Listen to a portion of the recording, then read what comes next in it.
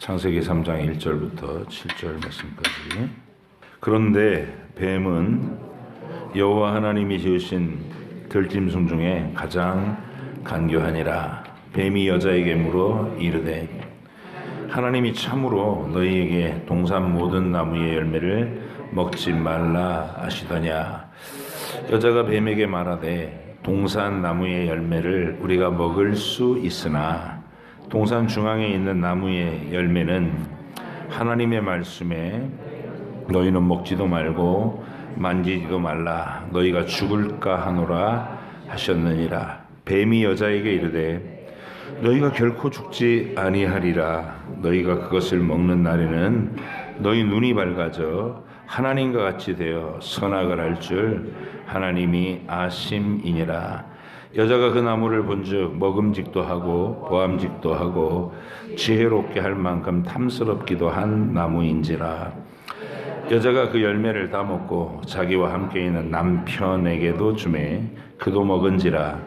이에 그들의 눈이 밝아져 자기들이 벗은 줄을 알고 무화과 나무 잎을 엮어 치마로 삼았더라. 아멘. 할렐루야. 서로 칭찬하시기 바랍니다. 잘 남으셨습니다. 그래요. 자, 우리 청년들이 따로 예배를 한 20명 정도가 휙 빠져나가니까 텅텅 빈 것 같이 느껴지는데 예배 인원은 이렇게 평소대로입니다. 여러분 더 힘을 쓰셔서 우리 청년들은 별도로 예배를 드릴 때에도 이 자리가 가득 채워질 수 있도록 소원과 기대를 가지시기 바랍니다. 아까 제가 이제 늦게 내려가서 청년방에 혼자 장로님들은 다 드셨고 그래서 혼자 먹게 돼서 청년방에 들어갔더니 우리 30대에 진입한 청년이 거기도 앉아 있더라고요. 그래서 결혼 계획 없냐? 빨리 결혼해서 우리 교회 여자 청년들 많고 결혼 정년기에 있는 청년들 남녀 청년들이 많은데 내가 주례 준비를 부지런히 하고 있을 테니까 얼른 가라. 나라를 살릴 사명감으로 빨리 결혼해서 5씩만 낳아라. 막 웃으면서 그러는 목사님은 왜 둘만 낳았어요? 그러더라고요. 목사님 믿음이 없어서 그랬다. 그런 얘기를 나눴습니다. 우리 청년들이 결혼해서 5씩만 나면 우리 교회 금방 부흥될 텐데, 그죠? 기도해 주십시오. 점심시간에 이제 우리 주방봉사를 하실 때 그 주방봉사도 간혹 좀 위험한 상황이 발생을 하더라고요. 일단은 거기서 제일 위험한 거는 미끌해갖고 넘어져서 이제 어디가 타박상을 입으시거나 또 내진탕 이런 게 주의하셔야 되는데 그래서 주방 섬기러 들어가실 때는 뾰족기도 신고 들어가시면 안 됩니다. 반드시 장화를 갈아 신고 필수입니다. 필수. 안전사고를 대비하기 위해서 주방엔 장화를 안 신으면 들어가지 않는다. 아셨죠? 수칙원. 또 하나는 동선을 철저한 좌측 통행을 준수해 주십시오.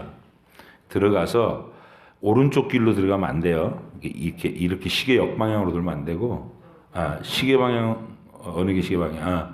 시계 방향으로 돌으셔야 돼요. 주방문 딱 들어가면 전면에 수도가 보이죠? 쫙 벽면에 있는 수도. 거기를 보고 이렇게 꺾어서 쭉 오른쪽으로 돌아 나오는 거예요. 이게 좌측 통행입니다. 좌측 통행. 항상 동선을 그렇게 하십시오.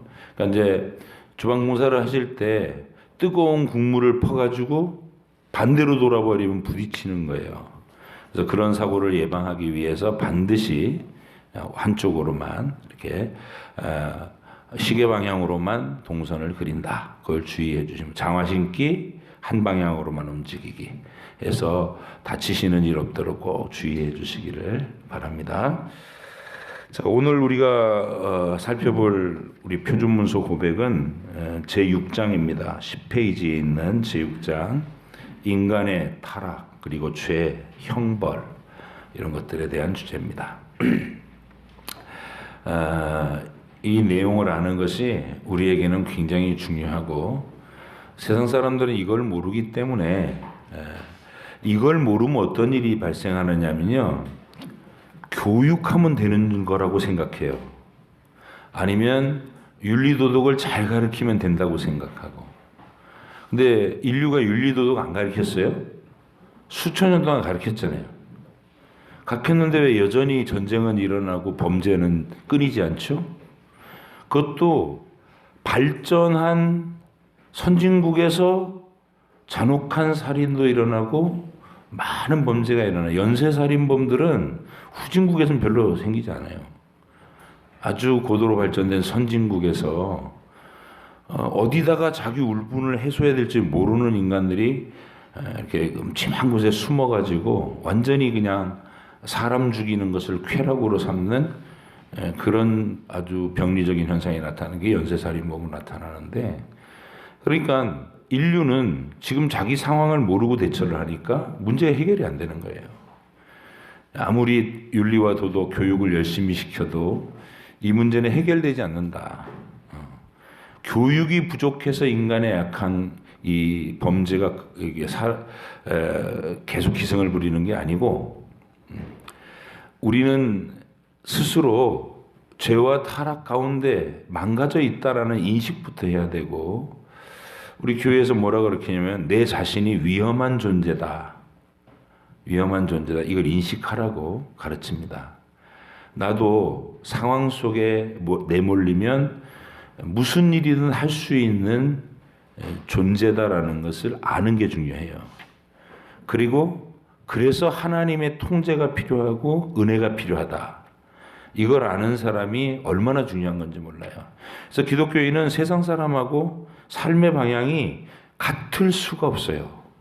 왜냐하면 우리는 그 관점을 가지고서 인생을 이렇게 방향을 정하기 때문에, 하나님을 모르는 사람들은 자기가 왜 태어난지는 모르니까, 또 어디로 가는 건지 모르니까 뭘 해야 되는지도 몰라요. 그럼 뭘 해야 되는지 모르면 뭐만 있어요? 개인의 욕구만 있는 거예요. 그거를 우리 성경은 정욕이라 불러요. 정욕, 그러니까 무슨 음란한 짓 하고 뭐 나쁜 짓 하고 이런 것만 정욕이라고 생각하는지 모르는데, 내가 가지고 있는 희망, 하고 싶은 일, 뭐 이렇게 편하게 쉬고 싶은 욕구, 여행 가고 싶은 거, 좋은 거 가지고 싶은 거, 이거 전부 다 정욕이에요. 그러면 그 정욕이 주인이 돼가고 날 끌고 다녀, 일생. 꿈은 이루어진다, 뭐 이런 소리 멋있게 들리지만 사실은 욕망을 가지면 그대로 성취된다, 이런 식으로 얘기하는 건데, 그래서 성경은 그거를 정욕의 노예다 이러면, 정욕이 우리를 끌고 다니게 한다. 그또 거기 저마다의 욕구가 부딪혀요. 상호 충돌한다고. 그래서 이 세상에는 서로를 끌어내리고 짓밟고 죽이고 이런 일이 난무하는 거예요. 우리는 그 혼란의 복세통에서 벗어나오는데 어떤 식으로 나오느냐? 진리를 가지고, 진리를 명확히 알므로. 나는 주인 되신 하나님, 창조주이신 하나님이 지으신 존재다. 하나님의 거룩한 목적을 가지고 지으셨는데 그 거룩한 목적을 위해 선물로 주셨던 자유의지를 엉뚱하게 하나님을 반역하는 데 써가지고 지금 망가져 있는 상태다. 그래서 하나님의 인도와 통제를 받지 않으면 위험하다. 나는 위험하다. 제가요? 제가 왜 위험해요? 여러분, 위험해요. 굉장히 위험한 분들이에요. 적어도 칼 들고 누구를 죽이시진 않았지만 일생을 사시면서 마음속으로는 수없는 사람들을 제거해요. 아닌 사람 손 들어보세요. 마음속으로는 수없는 사람을 제거하고 끌어내리고 치우고 없어져 버렸으면 좋겠다 이러면서 살아요. 그게 여러분이에요. 근데 그게 특수한 뭐 환경이 급박하게 몰리거나 정말 뭐 어떤 비극적인 상황으로 막 내몰려 전쟁 상황이 터지면 거의 다 대부분 그렇고, 그죠? 전쟁터에 병사로 내보내지면 자기 고향에선 그렇게 착한 청년이 막 그 총알이 빗발치는 전쟁터에서 거의 정신이 패닉 상태에 빠져 공포에 질리고 그러면 막, 왜냐하면 상대 적군인지 아군인지 구분이 안 되는 양민들, 사람들이 막 갔다가 무차별 난사해서 양민 학살이 그런 데서 일어나는 거죠. 그게 우리 옆에 있는 착한 순진한 청년이 전쟁터 가면 그렇게 되는 거예요. 결국은 뭐다? 우리 자신이 위험한 존재다 이 말이에요. 그래서 성경은 하나님의 복음이라는 건 그 위험한 존재라는 사실을 시인해라. 깨닫고 시인해라. 그 순종하지 않는 존재의 위험이라는 건 이게 이제 결국 순종의 문제잖아요. 오늘 읽은 본문도 하나님이 아담한테 요구하신 거는 딱 하나예요. 동상에 있는 모든 나무는 네 임의대로 먹되. 그 말은 임의로 하라는 말은 에덴 동산뿐 아니라 우주와 만물을 맡기신 거예요.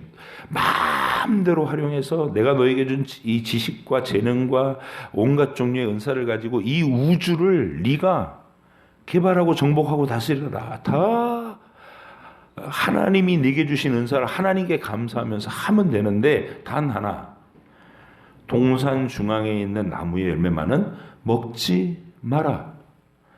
그 나무가 그렇게 중요해서가 아니라 하나님의 명령을 듣는 존재로 남아라 그 소리예요. 딴 건 다 네 마음대로 하는데 하나님의 명령만은 네가 순종하는 존재로 남아야 네가 선한 존재지. 그걸 벗어나면 아무리 아름답고 아무리 뛰어나고 아무리 능력 있어도 너는 악한 존재인 거다 이렇게 얘기하시는 거예요. 근데 이게 저는 그 개는 훌륭하다예요. 뭐 개는 뭐예요? 제목은 마음에 안 들어. 그 프로가 개가 뭐 죄송합니다. 우리 성도들 중에서 애견인이 많으시죠. 그래요. 어쨌든 근데 개는 훌륭하다. 그런데 뭐 프로 이름은 그렇게 썩 마음에 드는 건 아닌데 그 속에서 이 인간과 주인 대신 하나님과 인간의 관계가 주인과 강아지의 관계, 애견 그 개의 관계에서 이렇게 투영돼 보이는 게 있어요. 용맹하고 뛰어난 개가 있다고 쳐요. 사냥견 혈통으로 가서 사냥터에 풀어놓으면 그냥 순식간에 비호처럼 날려가서 오리, 꿩 막 물어가고 주인에게 갖고 오고 막 그러는 개가 있다 합시다. 사나운 거죠. 근데 이 사나운 개가 간혹 이제 우리 아파트에서 주인한테 목줄 거는 거를 거부하는 개들 있죠. 뭐 그 프로 대다수는 보셨을 거 아니야. 그런 막 주인의 손까지도 물어뜯는 게 그게 뭐예요? 복종하지 않겠다는 거죠. 순종하지 않고 자기 본능대로 움직이겠다는 개가 있으면 그 개만큼 위험한 게 없는 거예요. 그런 개가 목줄도 안 하고 등치는 송아지만한 개가 주인의 명령도 안 되는 개를 아파트 문 바깥으로 끌고 나가고 막 길거리마다 뛰어다니게 만들면 세상에서 제일 공포스럽겠죠.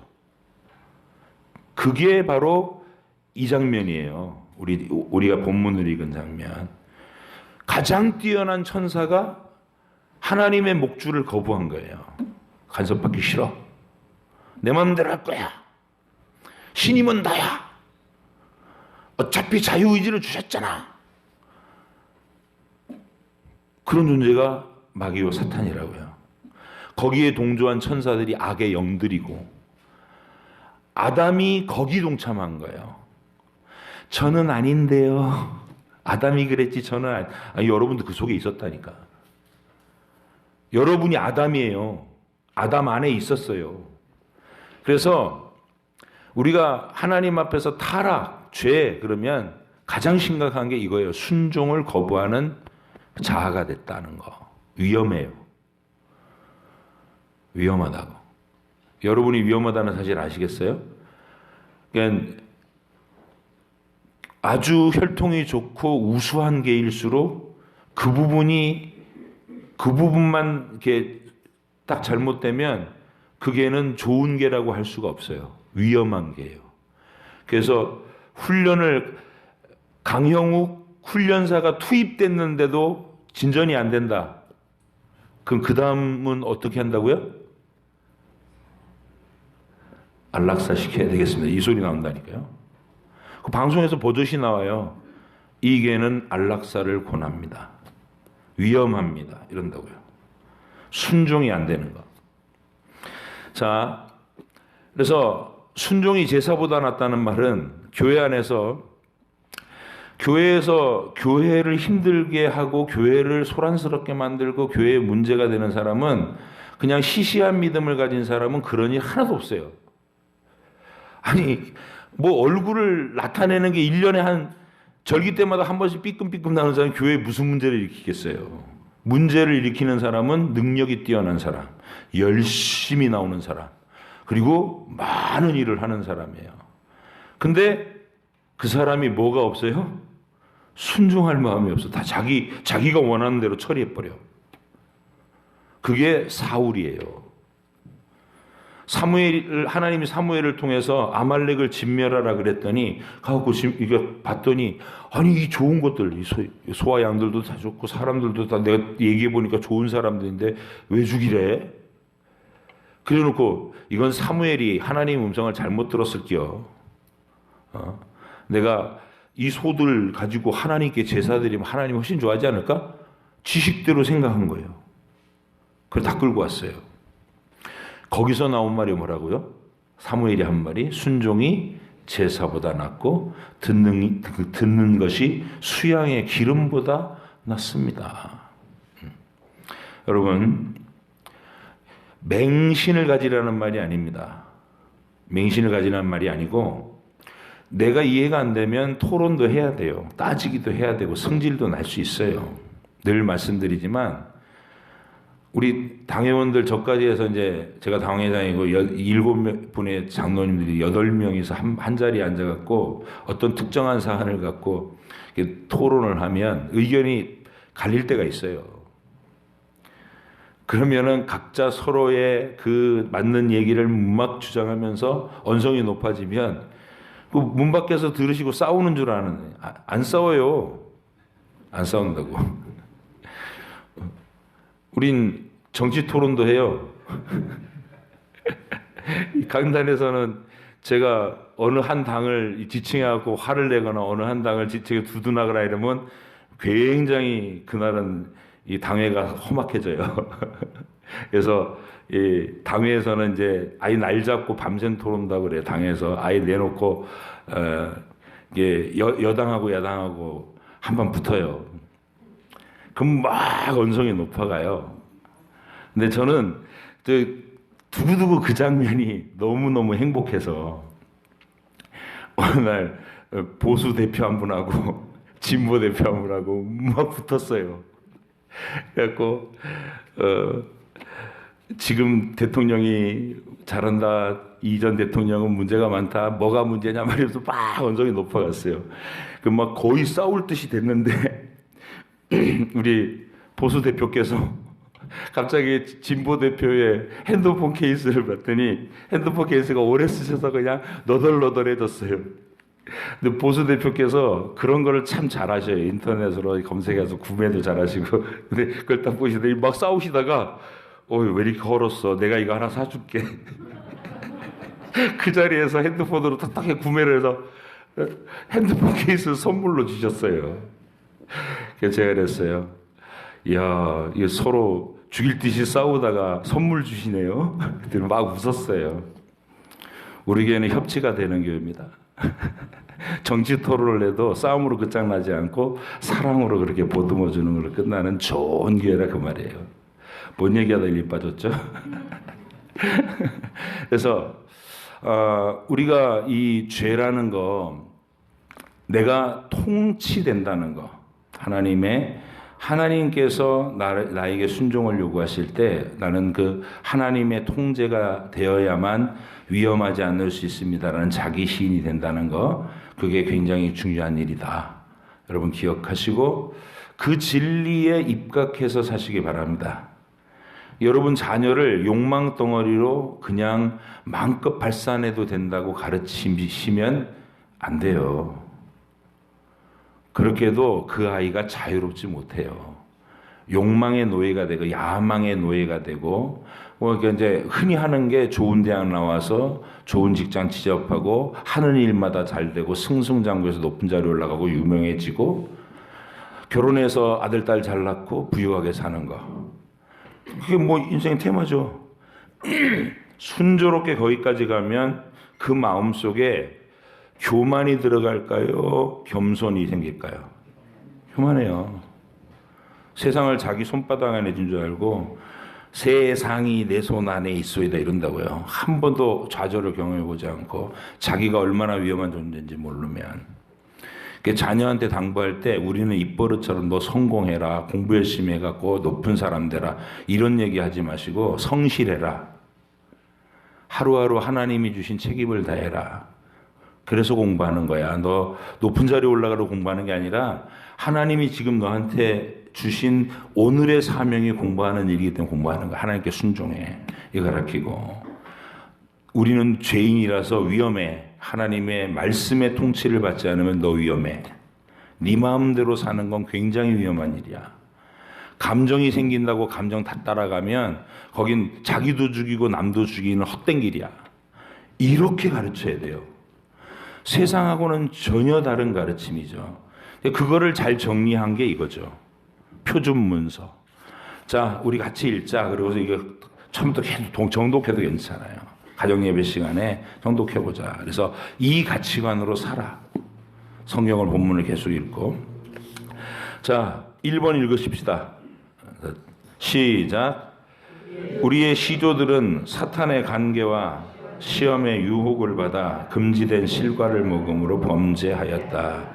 하나님께서는 그들이 범한 이 죄를 그의 지혜롭고 거룩한 계획을 따라 기쁘게 허용하셨는데, 여기까지. 읽다가 여러분 이해가 안 되실 거예요. 하나님이 아니 선악과 먹는 거 다 알고 있었고 그 죄질 거 알고 있었는데 그 죄 짓는 거를 지혜롭고 거룩한 계획에 따라 기쁘게 허용했다? 하나님 그럼 죄를 짓는 걸 좋아했다는 얘기야?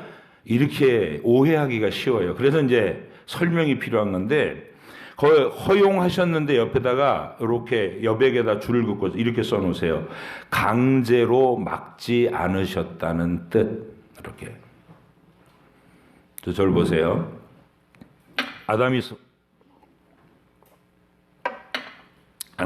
선악과 먹으려고 할 때 하나님이 거기서 아담아 멈춰라 이랬으면 못 먹었겠죠. 그렇게 강제로 개입하지 않으셨다는 거예요.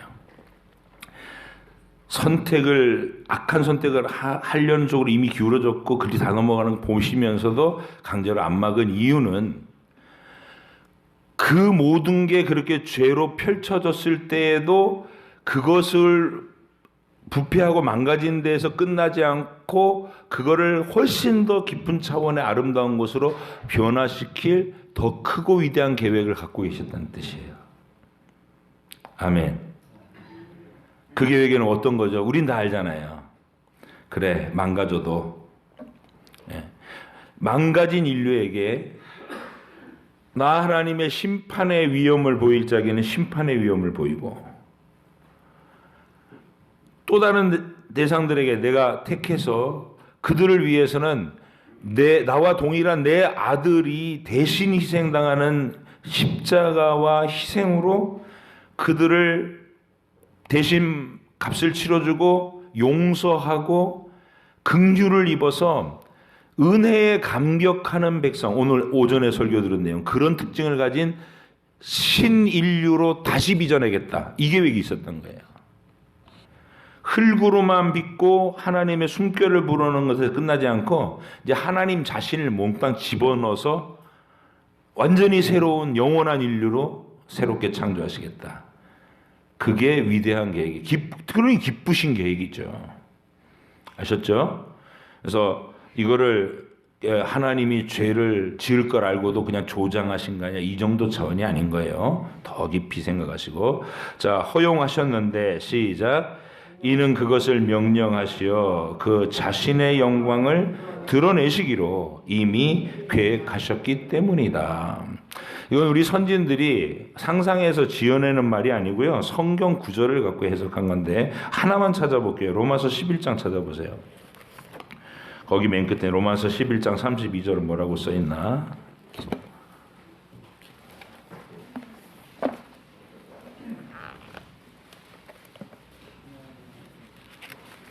로마서 11장 32절. 자, 다 같이 시작.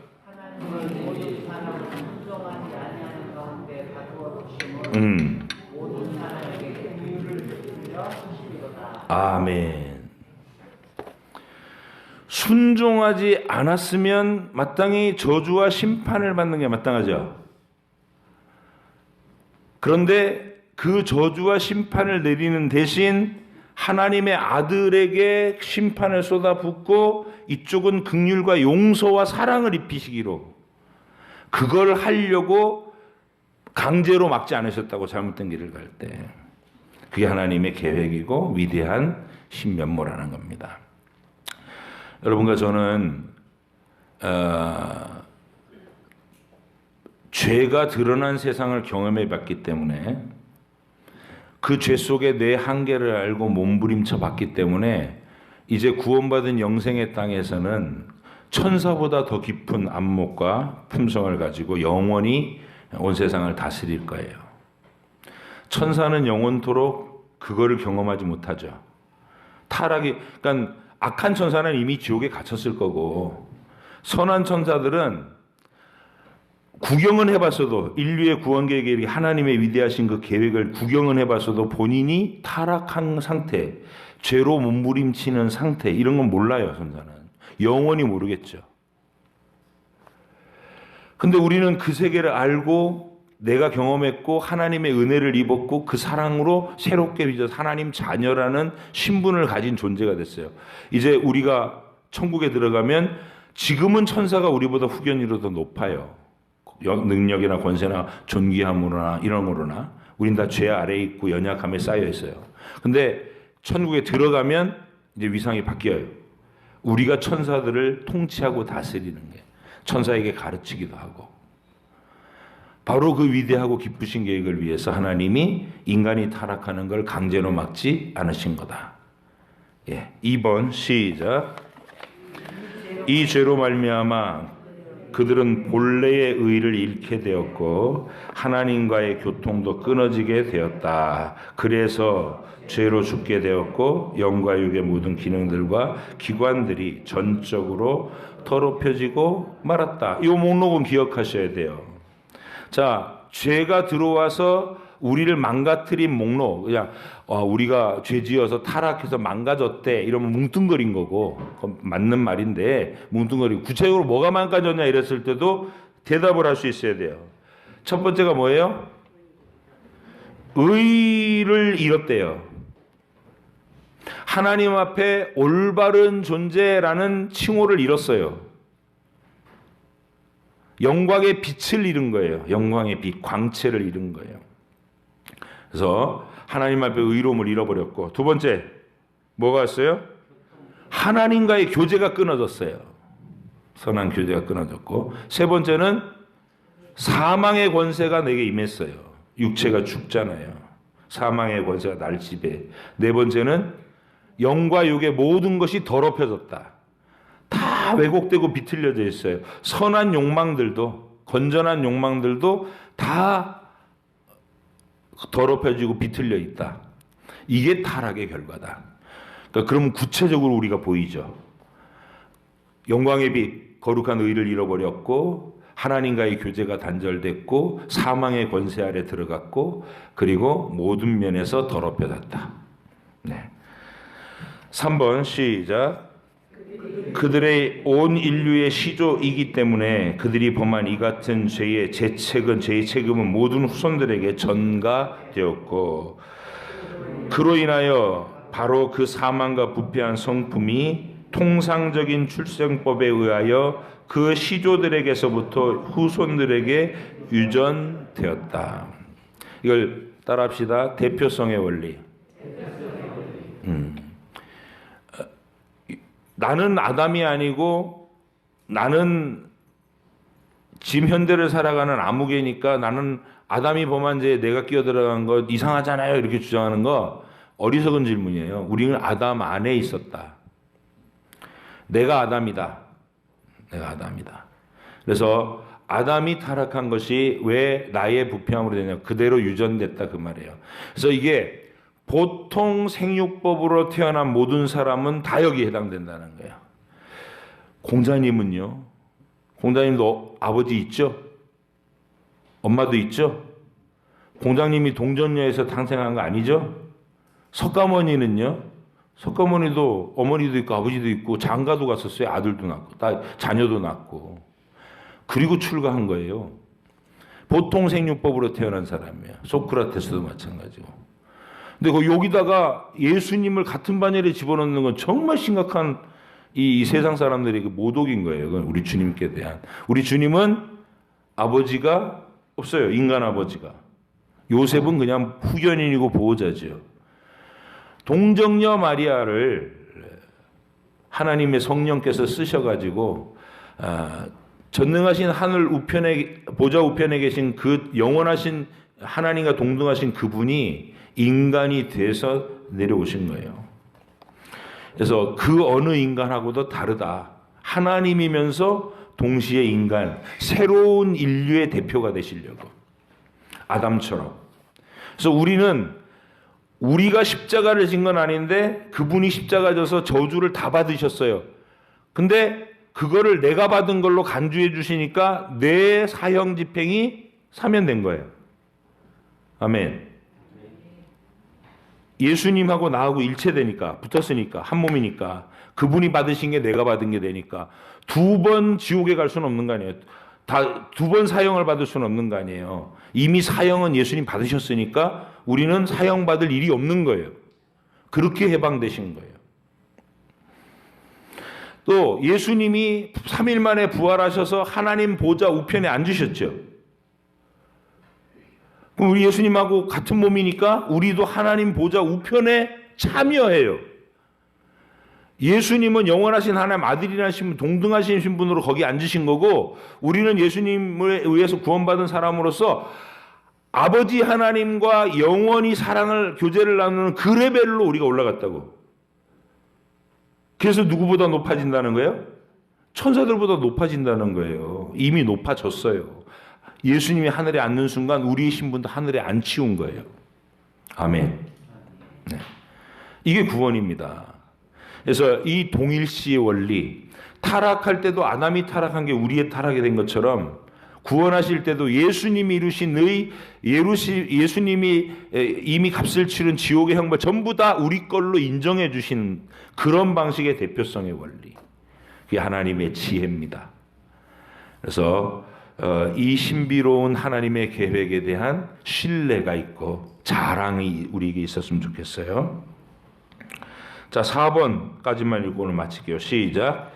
이 근본적인 부패로 말미암아 우리는 선을 행하고자 하는 마음을 전혀 가질 수 없고 행할 능력도 없고 선한 것이 그 속에 없으며. 잠깐요. 요 대목에서 이렇게 또 반론이 일어나죠. 아니, 나 그래도 꽤 착하다는 소리 듣는데 전혀 없다고 말하냐? 그죠? 좀 억울하지 않으세요?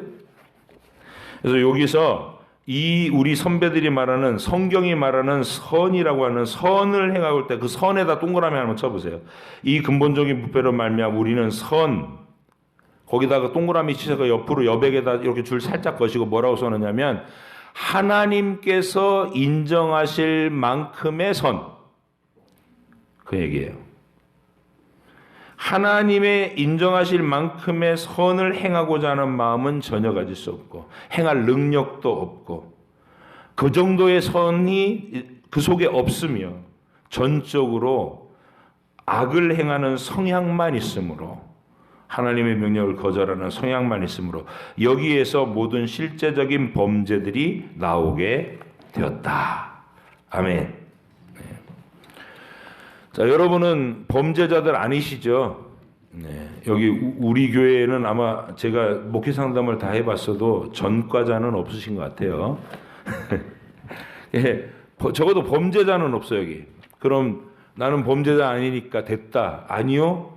우리는 범죄자가 될 수 있는 가능성들을 늘 갖고 있는 사람들이다. 인정하십니까? 이건 아멘하지 말고 인정 그러세요. 인정. 위급한 상황에 눌리면 범죄가 될 수 있어요. 그죠? 상황에 몰리면 인간은 범죄자가 될 수 있어요. 그러니까 우리는 늘 가능성 있는 존재다. 왜냐하면 내가 지극히 선한 것이 있고 하나님의 선을 행할 만한 능력이 충만히 있으면 그 모든 위험을 이게 어떤 상황에서 선을 행할 텐데 아니요. 매일 미워하고 기본적으로 내 마음에 안 드는 모든 사람을 미워하니까 그 사람들을 제거하고 싶고 무시하고 싶고 끌어내리고 싶고 짓밟고 싶고 없애버리고 싶고 안 보고 싶고 이게 전부 뭐예요? 살인하는 마음이죠. 그 존재를 죽이는 거예요. 죽이는 거. 그래서 내 우주에서 그를 치워버리는 거. 그런 의미에서 여러분이 정말로 법적인 제재를 받지 않고 사람들의 비난을 아무것도 받지 않고 아무도 모른다 그러면 내 마음대로 할 수 있는 세상에 갖다 쩍 집어넣으면 안 죽이겠어요? 모르겠어요. 어떻게 그렇게 끔찍한 말씀을 저한테 하시나요? 예, 우린 끔찍한 존재입니다. 영화를 보세요. 그리고 역사를 보세요. 그러니까 영화는 영화라서 뭐 상상력이라고 치고 역사를 보십시오.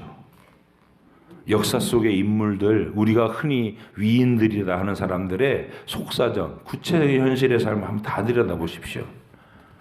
다 이 속에 다 해당되어 있습니다. 그래서 우리는 겸손하게 이 사실을 시인하고 하나님의 통치를 받고 은혜를 받는 길밖에는 방법이 없습니다. 이걸 아는 사람이 되는 거.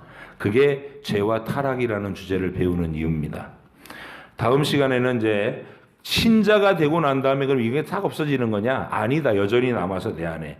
그 얘기하고 이 죄 부분을 마무리하도록 하겠습니다. 기도하겠습니다.